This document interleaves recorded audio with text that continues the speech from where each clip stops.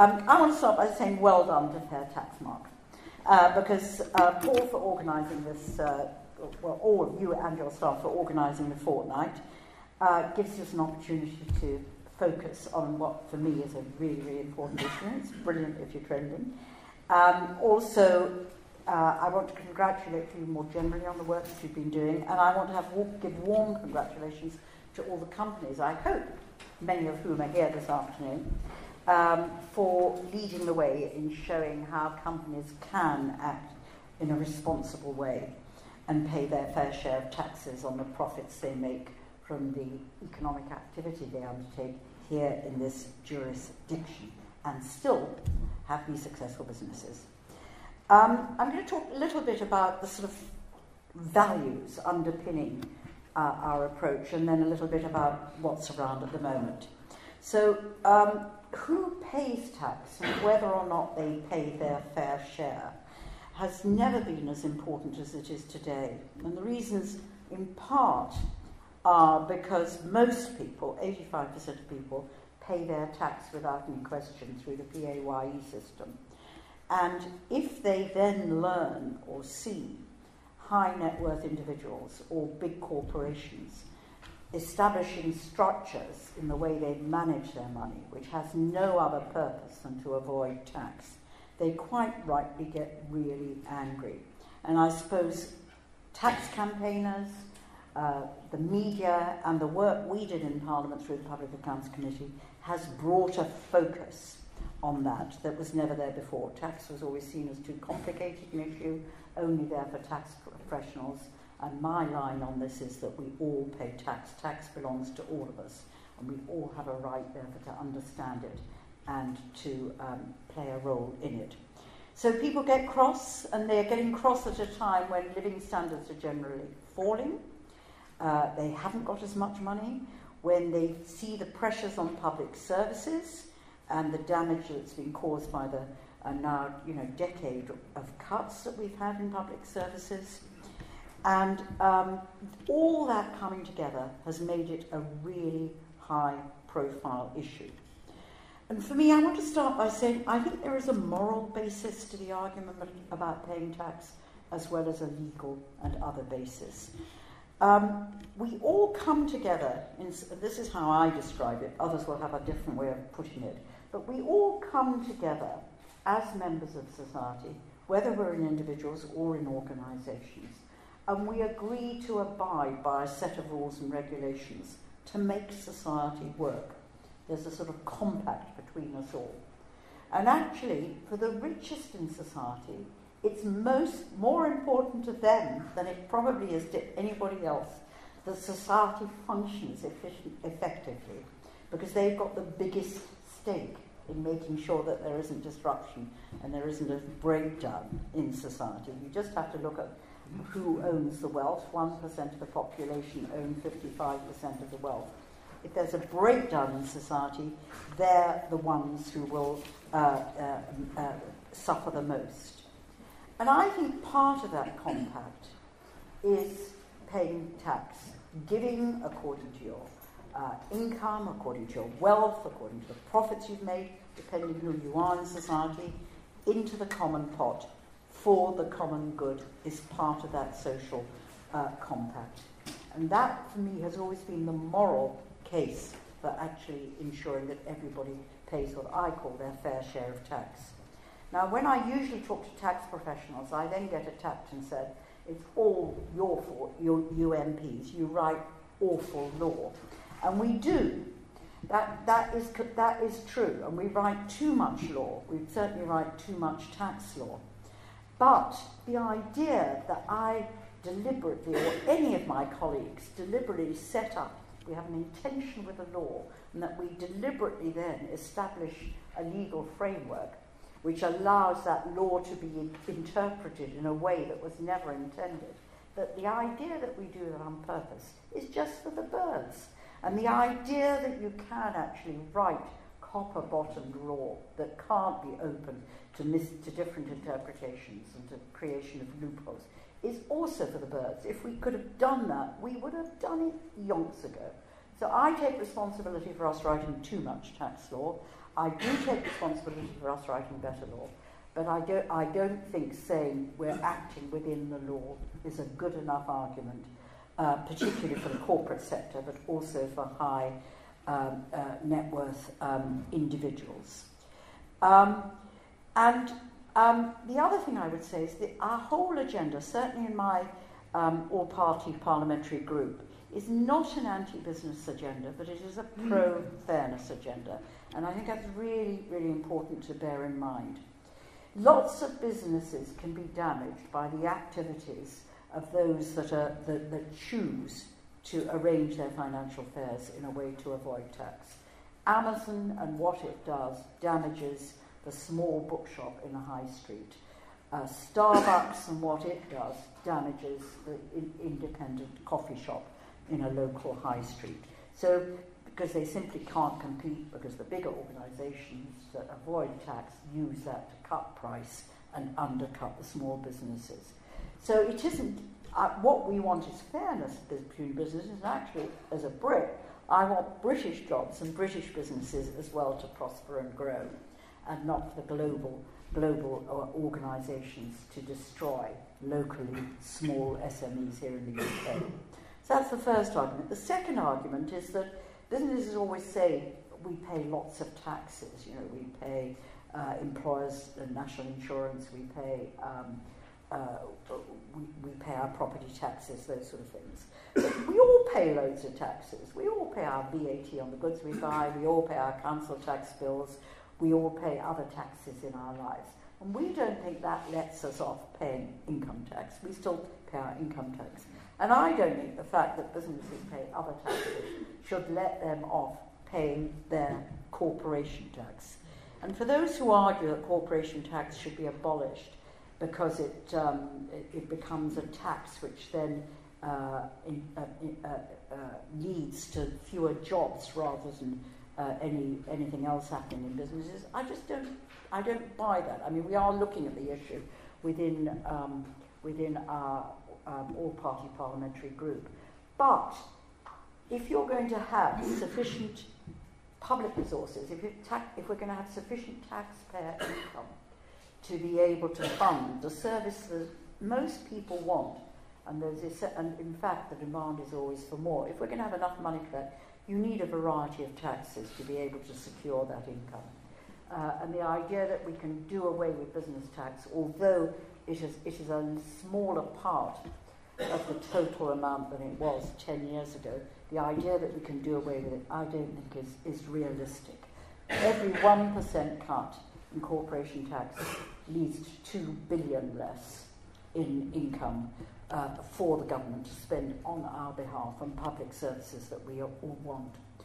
That's the second argument. The third argument is that businesses want the services that the public sector provides. So the businesses need the infrastructure, the communications infrastructure, they need good, fast, high-speed broadband, they need the transport infrastructure, they need a healthy workforce that doesn't go off sick all the time, and they need a well-educated and well-trained workforce that can fulfill the jobs they want.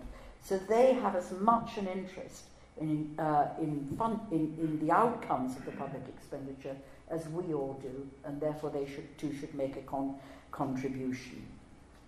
And I think one of the interesting arguments is whether low business tax is actually an effective tool in inspiring more competition. It's an effective competitive tool in inspiring more growth and economic activity.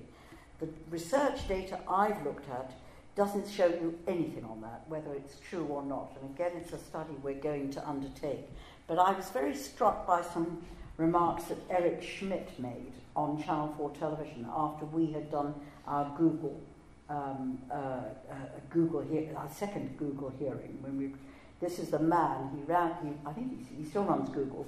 He earned in 1 year £76 million, which was over half of what Google paid in corporation tax to Britain over 10 years, over a 10-year period. And what he said was quite interesting. I mean, he said, we act within the law, we pay what we ought to do, all that sort of stuff. But he ended up saying, whatever you guys do, we'll still be here. And I thought that was a tell-away remark, because, you know, of course this is a big market, they want access to the market. The UK is actually an attractive destination for businesses for all sorts of reasons, because of our financial and legal infrastructure, because we speak English, because where we are in the time zone, because actually we're a tolerant nation, believe it or not, and because we speak, and because it's a nice place to live and work. So there are all sorts of issues that businesses will have a regard to, and tax will be one, but whether it will be the deciding factor, I think, is open to question. When I look, so that's sort of my background thing. When I look at what the work I've done now for 7 or 8 years, and it's difficult to hone it in, so it's slightly off the top of my head of this, I think there are 3 things that I think we need to do, and they're all big things. I think we need to have much better law. We do need to have better law. So we need to simplify our tax code. It's ridiculous. I haven't done a count recently, but over 1,100 tax reliefs. And, you know, as I keep saying, every one of those tax reliefs is an opportunity for tax avoidance. We need much better company law. One of the things that I've sort of come to in the last couple of years is how, and this was the Labour government as much as the coalition government and now the Conservative government, we have deregulated to such an extent that we've allowed the formation of companies now as vehicles for really just bringing in dirty money, and increasingly Britain's become the destination of choice for far too many evil people around the world who are either, whether it's kleptocrats, Russians trying to get their money out of Russia, whether it's organised crime, whether it's actually using the UK company structure to fund terrorism. There's all sorts of stuff going on, and it's really scary how much of it is here in the UK. And one of the reasons for that is our very lax company law infrastructure. We make it so easy to set up a company. We do very, very few checks, and then we're surprised when a lot of dirty money comes into the country. So I think we do have to have better law and a simpler tax code. I then think we need much tougher regulation. We've got a completely potty regulatory framework here in the UK. In the 5 minutes that I had, I've missed out people who are responsible in this area. But you've got the tax authorities, HMRC, you've got Companies House, you've got the FCA, you've got the SFO, you've got the police, you've got the professional bodies. All of them have a role to play in regulation. They don't talk to each other, they all work in their silos. At government level, they're all answerable to different departments, so everybody passes the buck to another one and people just fall through the gap. And then, of course, they're so poorly resourced that they can't actually ensure that people are paying the right amount of tax. And the best example of this is Companies House, where I haven't actually got the final figure. I thought it was 6, I'm now told it's 20. But even at 20, one's being generous to them. 20 individuals in Company House checking on up nearly 4 million companies to make sure that they're bona fide. And of course, if you're so poorly resourced, all you can do is check that the boxes have been filled in. There's no way you can check the quality of the information that goes into those boxes. So tougher regulation. And then the other bit of that would be that I would be much, much tougher on the advisors. So it isn't the individuals or corporations that dream up schemes, it's the advisors. Now I know everybody goes after the big 4, and you know I think they have they've got a heavy we have got to carve them up and divide the tax advice and the accounting practice that comes out of the Carillion saga more than anything, but also they have got to be made accountable for the advice they give, which all too often leads to schemes which are then found to be not acceptable. But it isn't just the big 4, it's also the banks, it's also the lawyers, it's also other advisors, and I'm shocked how easy it is for dirty money to get in via the big high street banks, and yet how difficult it is for anybody to set up a new bank account, and certainly for an SME to find somebody who would support them at that level. So I think all that tougher regulation of everybody, including the advisors. And then my final, probably should have been my first thing, is transparency. Because if we could just open this all up to much better public account, then we'd know where the money was, where the profits were made, where the tax should be paid, whether the money was legitimate. And that's why transparency right through the system, I think, would be the really, really easiest, most direct way of opening up. That's why some of the work that has gone on with a lot of the NGOs and campaigners and has led to some success in Parliament is so important. So we've now got country-by-country reporting on the statute book, although the government is refusing to take it any further than the statute book into reality. And we had this success a couple, 2 or 3 weeks ago in achieving with a cross-party initiative where I worked together with Andrew Mitchell, who was Overseas Development Secretary when he was at one point when he was in government, and we have now gotten on the statute book that all our overseas territories, many of which are the biggest tax havens, will have to have public registers of beneficial ownership by 2020, or will be compelled to do so through an order in council. And that again will allow us to begin to see and understand where the money is. I think that's really, really important. So team effort, I can bang on about all the funny stories that went through this. I talked to 60 Conservative MPs on a one-to-one over a period of about 3 or 4 months in my room, and full of very funny stories. One who said to me, didn't support us at the end, and shall be nameless, but said to me, Margaret, the problem is, I know a lot of rich people. So I sort of nodded. And he then said, they don't want to tell their wives how much money they've got. He didn't support us. But there were others who, for all sorts of moral reasons, maybe foreign policy reasons, maybe just because of the strength of the argument that we put to them, did come on board. And we managed this very, very strong cross-party coalition, which we now want, both of us, Andrew Mitchell and I, want to build on. So our next effort, I clearly want to talk about this with all of the people who are here in this room and elsewhere, so that we again can work together over the coming period. But what we have decided to do is a state visit by Andrew Mitchell and I to the Isle of Man, where we're going in a couple of weeks, to try and persuade them as a crown dependency, because we were told that we couldn't legislate on them. Since people have questioned whether that advice was right, but try and persuade them to come on board is obviously absurd. That some UK jurisdictions now will have to have public registers and others won't.